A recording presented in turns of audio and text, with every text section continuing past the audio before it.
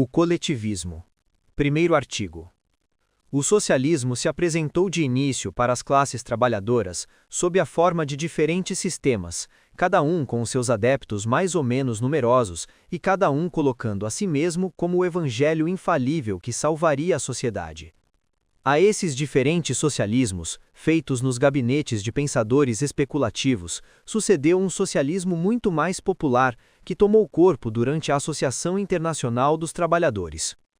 Quando estudamos os diferentes autores socialistas, percebemos que a fantasia joga um papel considerável na elaboração de seus escritos, tanto que a história da Internacional nos oferece outro espetáculo, não de uma teoria preconcebida, mas de um grande fato econômico se produzindo longe da influência de seitas. É o próprio proletariado que toma a consciência de sua própria situação, de seus anseios e do futuro para o qual é compelido por necessidades inelutáveis. Do que precedeu, devemos concluir que não podemos retirar nenhuma importância do trabalho dessas valentes escolas socialistas que, na primeira metade do século XIX, bateram nas brechas do velho edifício social e prepararam assim a organização do proletariado no seu porvir? Longe disso. Nós devemos a todos esses infatigáveis lutadores, lembrando que muitos deram suas vidas à causa, um profundo reconhecimento. São aqueles que iniciaram a rota e, marchando mais unidos e mais firmes para a realização do objetivo comum, é justo que guardemos uma lembrança daqueles que guiaram nossos primeiros passos. O ponto fundamental da questão é a maneira de encarar a propriedade. Todo mundo a compreende, os adversários da emancipação dos trabalhadores assim como seus partidários. A propriedade, este é o centro do debate.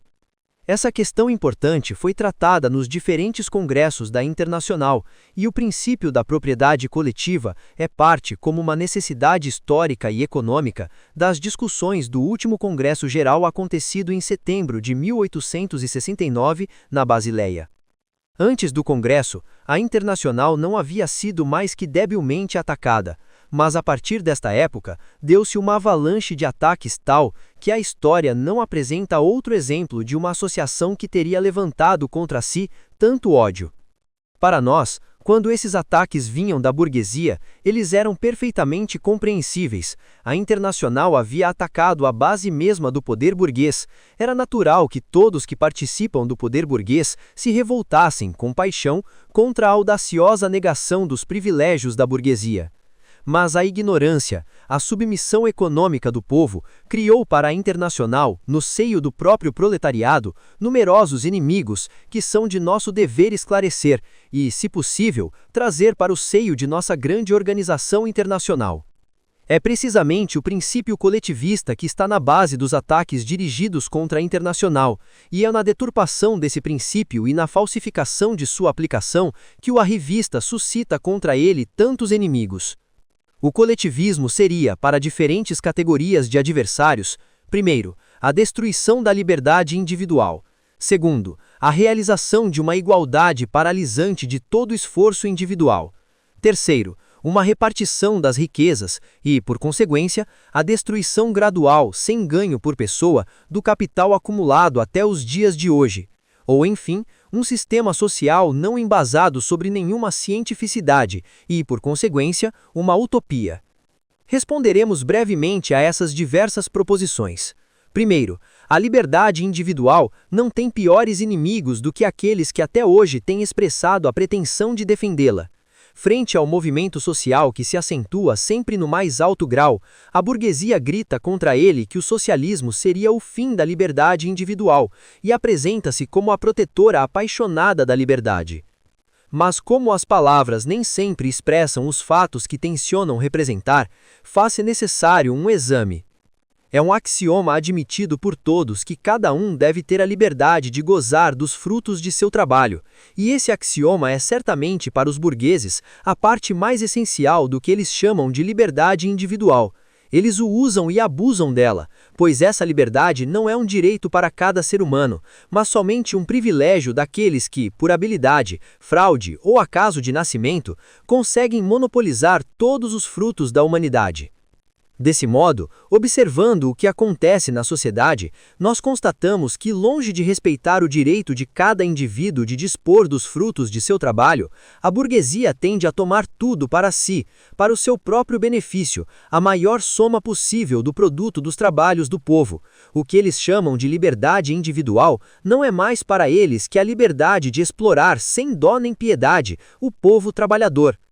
Ao observar essa liberdade totalmente burguesa, nós poderemos deduzir do princípio coletivista a verdadeira liberdade de que cada ser humano terá pleno gozo. Eis o que constitui a base da liberdade individual, é a garantia da existência, que tem sua origem no trabalho.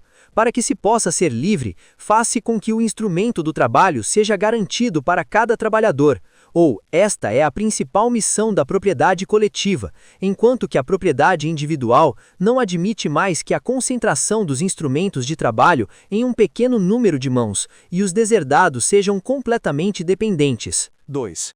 A proposição que o coletivismo não é mais que a realização de uma igualdade paralisante de todo esforço individual não deixa de ser fundada no que debatemos sobre o que seria a destruição da liberdade individual. Nessa proposição, como na precedente, há, da parte da burguesia, uma forte confusão de palavras, pois o que eles chamam de esforço individual não é mais que a potência de algumas individualidades privilegiadas de fazer valer todas as suas atitudes, suas capacidades pessoais, mas, sobretudo, explorar de modo selvagem aqueles da grande maioria. A finalidade do coletivismo é o fim de todos esses privilégios, dando a cada um, por uma educação racional de início, para possibilitar a disposição de todos os elementos necessários, a possibilidade de fazer valer todas as suas atividades e todas as suas capacidades. Essa igualdade como ponto de partida, dadas condições, permitirá a todas as forças individuais se fazer valer. É verdade que a emulação, a realização desse projeto, resultará na sociedade não mais produzir esses monstros da ambição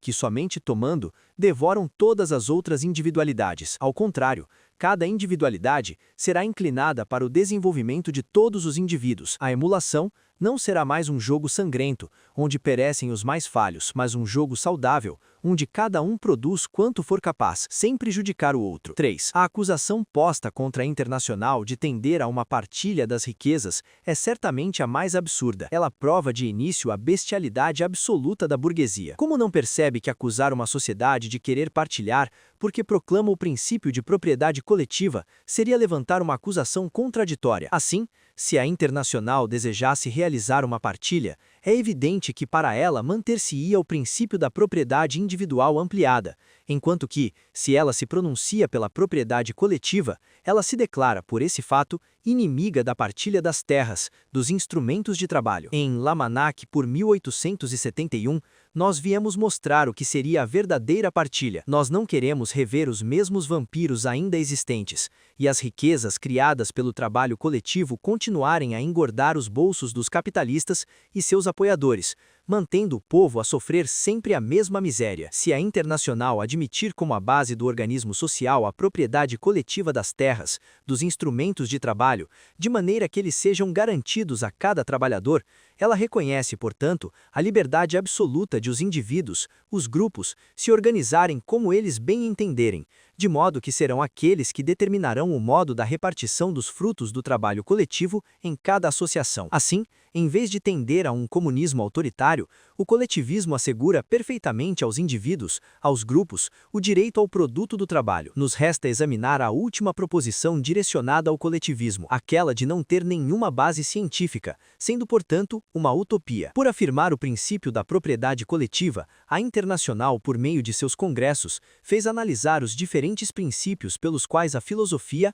a jurisprudência, a economia política são postas para justificar a propriedade individual. Após uma análise rigorosa, restou um só princípio, que foi o fato da propriedade individual ser uma necessidade social, pois ela é o fundamento da ordem social até hoje. Mas essa necessidade social ainda existe? Para responder a essa questão, fez-se examinar os fatos econômicos contemporâneos. Portanto, constatamos que há uma concentração mais e mais crescente nas mãos de uma minoria, ou seja, de todos os capitalistas. Em geral, essa potente concentração é uma transformação da propriedade. Não é mais o modesto campo que, por necessidade social, tem a propriedade pessoal do pequeno cultivador. Não é mais o ateliê que, por necessidade social, é a propriedade pessoal do trabalhador industrial. As companhias financeiras transformaram nosso mundo econômico e as grandes explorações agrícolas e industriais enviesando e aniquilando pouco a pouco o pequeno camponês e o artesão. Nós não propomos a realização da propriedade coletiva em favor de alguns e, querendo ou não,